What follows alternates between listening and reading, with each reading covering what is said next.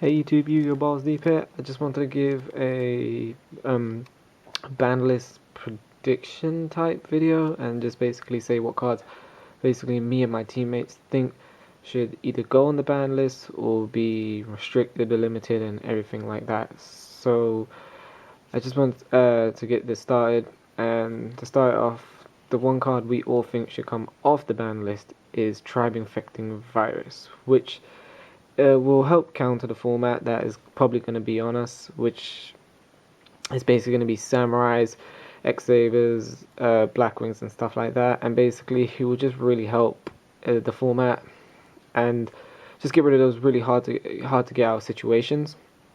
On top of that, he's not really as strong as he once was. You could always just book a moon him, solemn warning, bottomless him.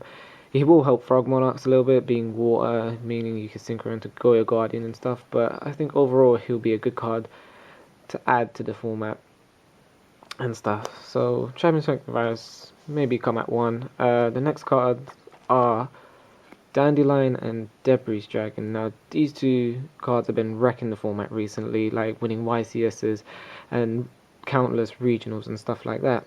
These guys are very splashable, and on top of that, like, they're just too good in that Debris could be an instant Black Rose Dragon, and the thing is, it's really Dandelion causing a lot of the problems because people are abusing the tokens, making Formula Synchron and stuff like that, and these two together are just too abusive. Dandelion should probably just go down to 1 and Debris Dragon down to 2 so that the deck, you don't kill off the deck, but you still make it playable. It's just that those plays of going Debris every turn won't be happening as so often. The next card is, surprisingly, Caius, which is obviously the best Monarch there is. Debatable in between this and Riser, but it's just Caius, people are scared of it too much and just assume every time you set a card, like you set a Dandelion, that your opponent's going to have the Caius to get rid of it. So maybe limiting it to 2 will basically make make your opponent, make you think that he doesn't have it, and if he does, then hopefully like you could solemn warning it or Feck Veiler and just stop it. Next is Voltro. I don't feel if the X-Sabers got hit hard enough last thing. Getting rid of Cat, yeah, hurt it, but like X-Sabers is still a really strong deck, and if they were to drop one of these, like, it's pretty much they put you in a tight situation, especially after they usually drop Voltro after a Cold Wave play. So maybe limiting this to 2 so that those plays don't happen as often. Next is Summoner Monk. This card hasn't been really good ever since Rescue Cat got banned, and it just hasn't seen much play other than in nothing, to be honest, and nothing comes to my mind, to be honest. So I would be shocked if I see this code to 2 or 3, because it just isn't as good as it once used to be. Sure, you could get a level 8 synchro out, but it cost you 2 cards and a magic card. Next is Treeborn and Fishbowl Blaster. Now, I think a lot of people will be surprised that I chose these two, but it's just that these two are running around wild in a lot of decks, and Treeborn at 3 was not needed. I don't know why Konami did that. I think it should just stay at 2.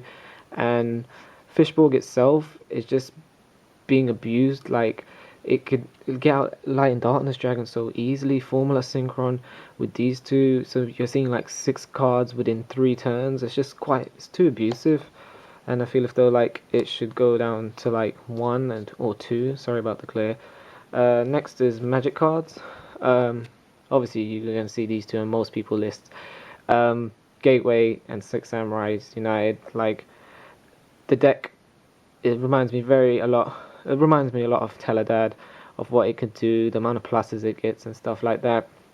I really think that Gateway should be going to 1 and United to 2, so the deck is still playable, and basically it won't be as abusive. So when they do draw these, they can do their plays, sure, and like they could get lucky and do that, but as long as they don't make the deck so lucky like Light Swans was and stuff like that. So maybe see this at 1 and this at 2.